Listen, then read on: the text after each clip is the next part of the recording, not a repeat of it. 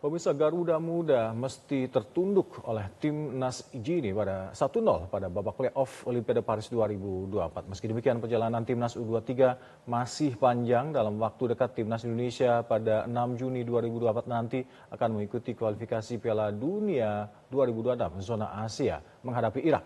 Ya, pemain terbaik dari timnas U23 tidak menutup kemungkinan akan dimasukkan ke timnas senior. Kita akan membahasnya bersama pengamat sepak bola Roni Pangemanan. Selamat pagi, Bung Ropan. Selamat pagi, Mas Rina dan Alka.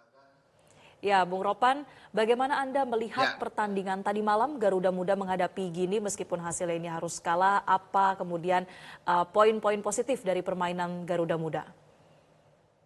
Saya kira anak-anak sudah berjuang semaksimal mungkin ya. Kita harus apresiasi perjuangan mereka dan kita memang hanya kalah tipis dari segi permainan dan dari ball position. Saya pikir kita oke ya, terutama di babak kedua setelah di babak pertama mendapatkan tekanan-tekanan, tapi kita bisa keluar dari tekanan itu. 51% berbanding dengan 49%, artinya ini bagus buat kita. Ya, meskipun juga kita hanya bisa mendapatkan 1 on target dari 8 percobaan menembak dibandingkan dengan Gini yang melepaskan 14 tembakan dengan 4 on target. Dan sayang mereka bisa mendapatkan penalti yang menurut saya ini wasit Francois ya yang menunjuk penalti ini tidak ada VAR ini yang menyulitkan buat kita. Ini di luar kotak sebenarnya. Witan melakukannya.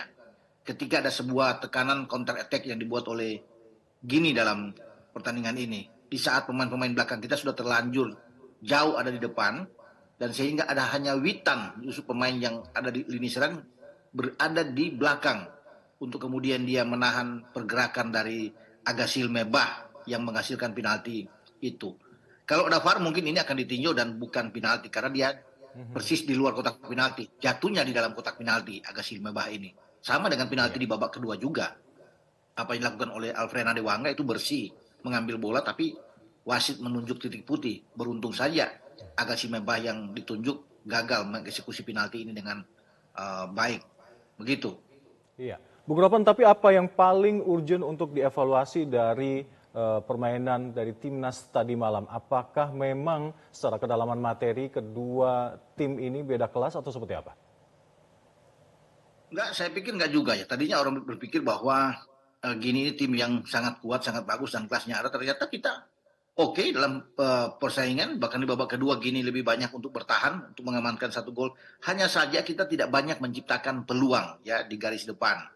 Padahal kita kan punya Witan, punya Marcelino, ya punya Rafael Struijk, ini yang harus dievaluasi. Ada pemain-pemain lain yang masuk bergantian, Ramadan Sananta, Hoki Caraka yang masuk, tapi itu pun kan tidak mengubah keadaan sama sekali. Nah, yang menjadi masalah bahwa di babak pertama, kita kebobolan ini, itu lini tengah tidak berfungsi dengan baik.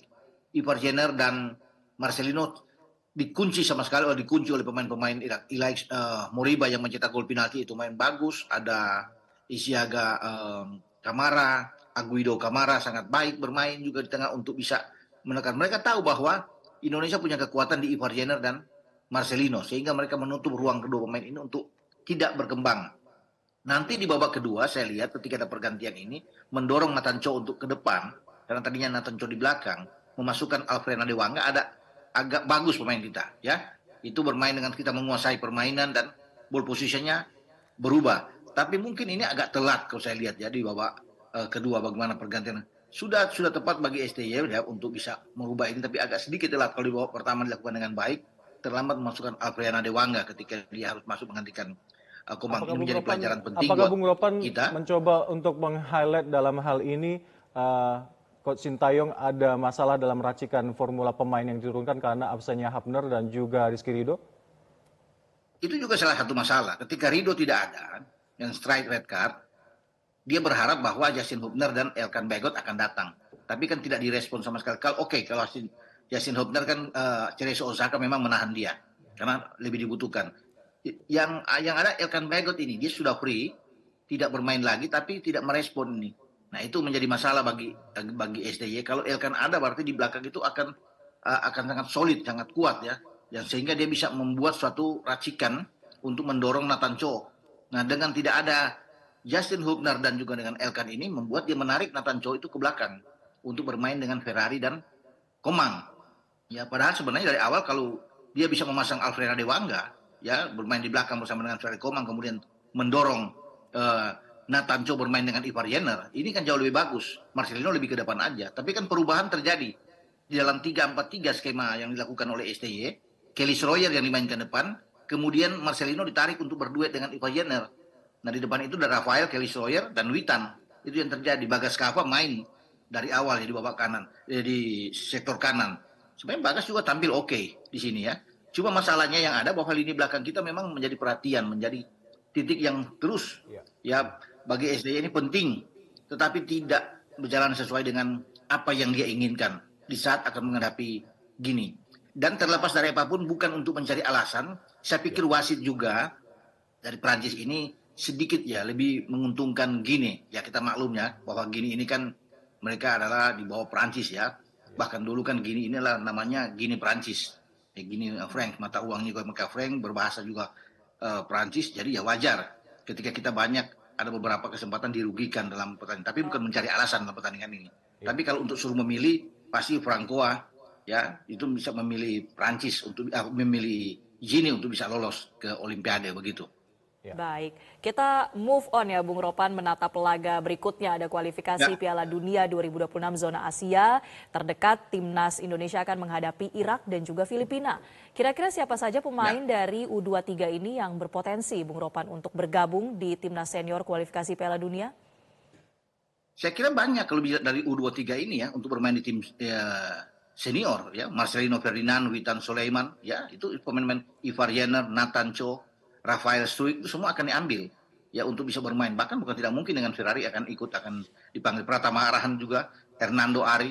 Itu pasti akan ikut menghadapi Irak dan menghadapi Filipina pada bulan Juni, 6 dan 11 Juni yang akan datang. Pasti bisa ada 9-10 pemain juga yang bisa direkrut oleh STY. Jadi itu kita punya kebanggaan bahwa anak-anak U23 ini itu mereka dipakai di tim senior.